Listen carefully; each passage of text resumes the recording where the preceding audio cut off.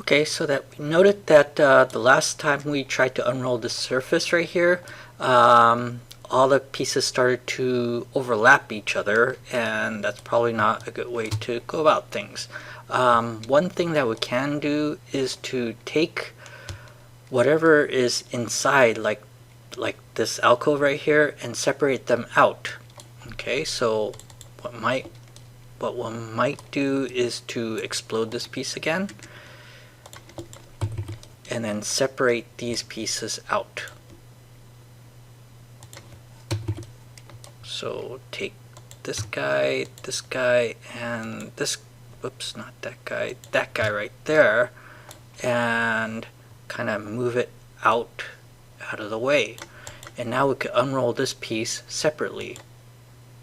Okay, I don't know if the other pieces, if this needs to be separated, but well, we'll try. So take this guy and join this again. And then now take this part and rejoin that as one piece. And now when we go ahead and unroll surface, explode, no, label no, keep source no, there it is.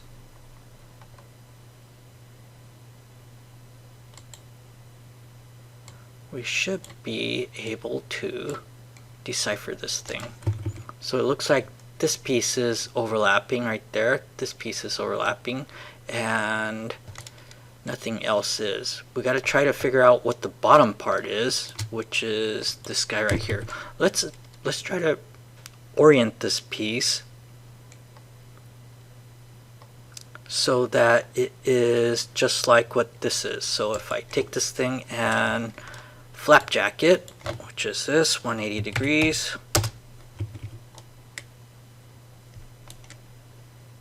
I think this piece right here is the bottom, right? So if I go ahead and try to match this part up with this part, that part up with that part, I think it should work. Let's try it. So take this piece, orient from here to here, from here to here, and there it is. That is the bottom piece, and that looks correct. So let's pull that out of the way. So I know that this piece right here is, when it folds up, it's that guy right there. This piece right here is this part right here. Okay, so what that means is that this is the roof, this is the roof. If we recall, this is a part where there is the valley, which means that everything else is in a convex fold, while this valley right here is a concave fold. So a good place to split this thing up is probably along this line right here, which is this guy right here. Okay, so let's explode this piece. Let's move it out of the way so I don't select anything else. Explode and separate these guys out of the way. Okay, once I do that, now I have to figure out what goes where again. So I think this piece right here goes right along here, because that should be this part right there. Okay, so if I move this guy, well, let's not move it right now. Let's take this thing and move, well, actually orient.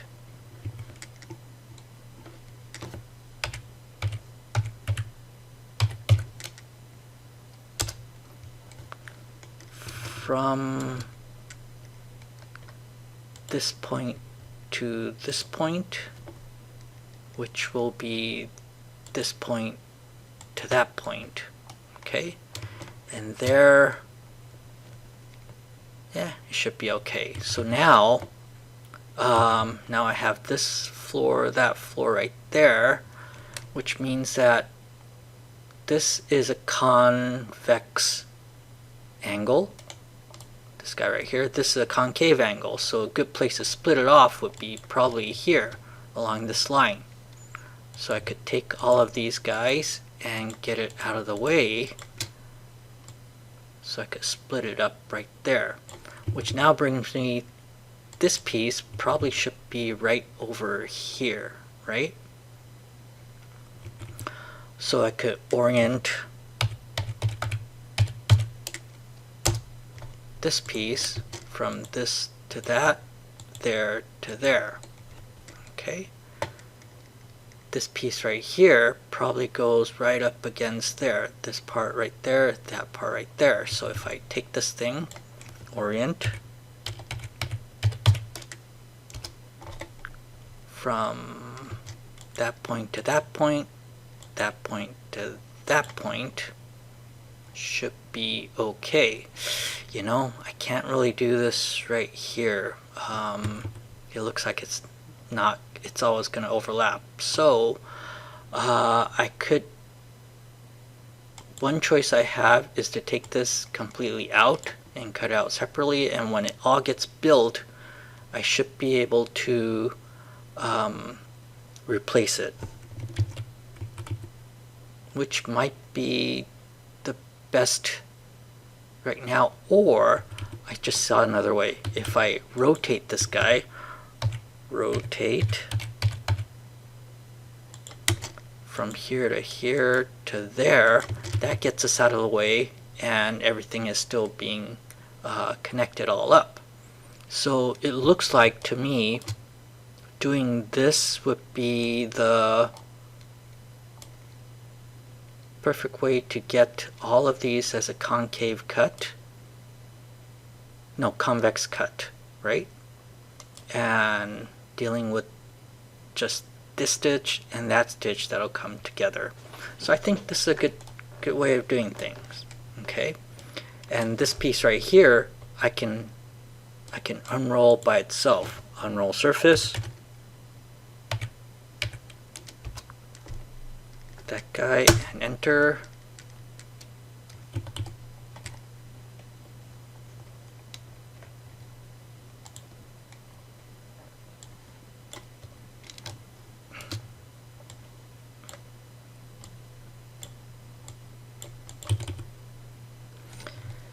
Okay, so this one right here is, this is a roof right there, and what it looks like to me is that this edge right here is this edge right here. This edge right here is this edge right there, and it seams up right at that corner. So I think this is almost okay. What that means is that since I have this piece right here and the score needs to be on this side, because you notice that this is a concave, meaning that there should be a score on that and that. If I have the score on the other side, the paper won't bend that way. It won't be relieved that way. So what I need to do is take this thing and flip it. So flapjack the thing 180 degrees, and there it is. So now it is going to cut on this edge right there. Okay, and likewise, remember I flipped this over so that I could match the floor and kind of visualize rewrapping this thing.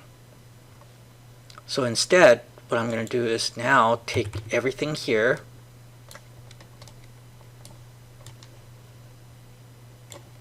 and flapjack it back again 180 degrees. With that, all the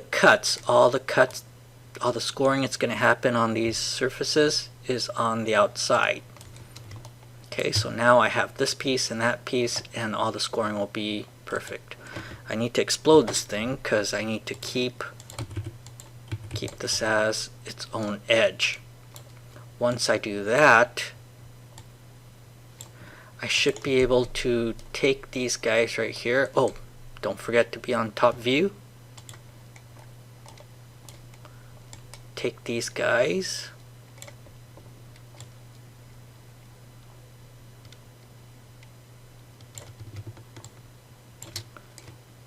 and make 2D.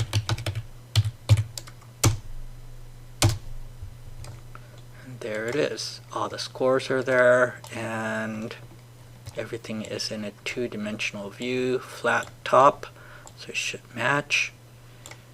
And there she is. Okay, so the same thing. I'm gonna export this to AutoCAD, change the line work to cut and score, and it should be ready to laser cut.